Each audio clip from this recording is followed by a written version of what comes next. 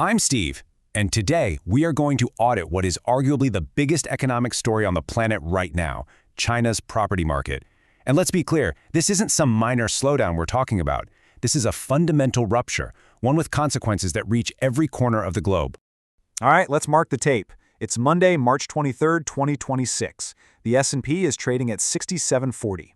Now, I want you to burn that number into your mind because what's happening halfway around the world in China, well, it doesn't stay there. We're about to trace the fault line that connects their crisis directly to our markets. So let's start with the engine itself. For 3 decades, we all witnessed the single greatest construction boom in the history of mankind, an absolute economic miracle, seemingly built on endless concrete and steel. But, as they say, all parties come to an end. The music has stopped, and that engine, it's broken. In this right here, this was the heart of the machine. They call it the land finance model. See, local governments in China don't really have a robust property tax system. So for decades, they had one primary lever to pull for cash: sell state-owned land to developers. That single mechanism funded, well, everything. But there's a limit. You can only build so many ghost cities before the bill finally comes due. Okay, let's talk hard numbers, because that's where the truth is. 27 months. Just let that sink in. That is the current national average it would take to sell off all the empty, unsold homes across the entire country. We're talking about a staggering overhang of supply that's poisoning the whole system. And you know, that national average, as bad as it is, it actually hides the real pockets of pain. You get into some of these smaller third and fourth tier cities, and that number jumps to 40 months. 40. That's almost 4 years to sell what's already built and sitting empty. Folks, this is not a housing slump. This is the definitive end of an economic model. So, what happens when that land sale engine seizes up? Well, you're left holding the bill.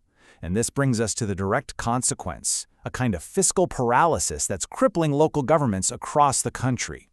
Now here's the number that should command your absolute attention. $19 trillion. That's the best estimate we have for the mountain of debt held by China's local governments. A mountain built entirely on the promise of future land sales. Sales that have now completely cratered. And this chart shows you the trap in action. Look at this. 2/3, 67% of all new money being borrowed isn't going to new roads or schools or any kind of growth. No, it's being used just to pay the interest on the old debt. It's the classic definition of a debt spiral. You're just digging a deeper hole to avoid falling into the one you already dug. So naturally, the central government has to intervene. The puppet masters in Beijing are now attempting what can only be described as a high-wire act.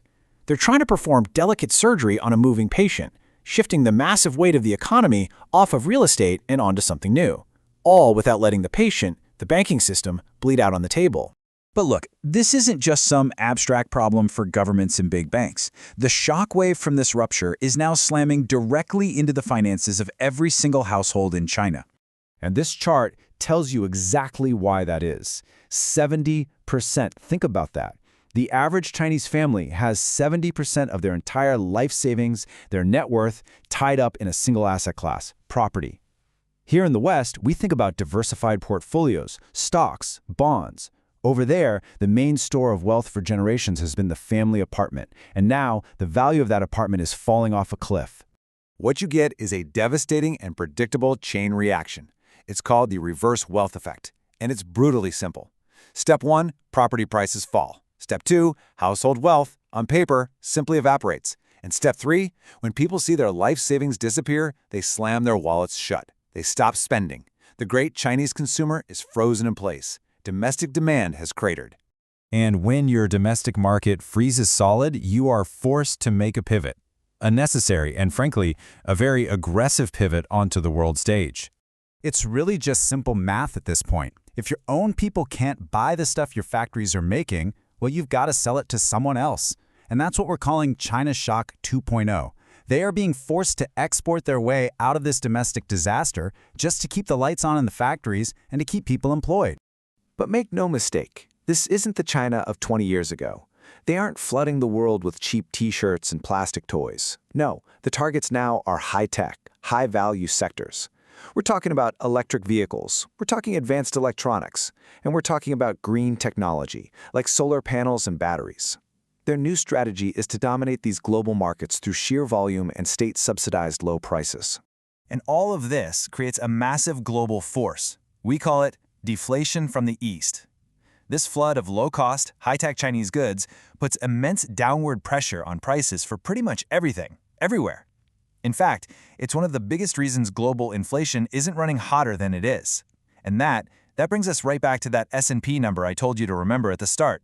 So as we wrap this up, if there's one image I want you to take away, it's this. We are watching a giant trying to perform a heart transplant on itself while running a marathon. They are attempting the near impossible, swapping their economic heart from property to high tech, all while trying to compete on the global stage. The risk of sudden, catastrophic failure is profound. I'm Steve, and my final piece of advice to you is simple. Forget the official press releases. Forget the optimistic GDP targets. Watch the inventory. That number, those months of unsold housing, that's the only number you can trust. It's the only real truth in a crisis like this. I'll see you at the open.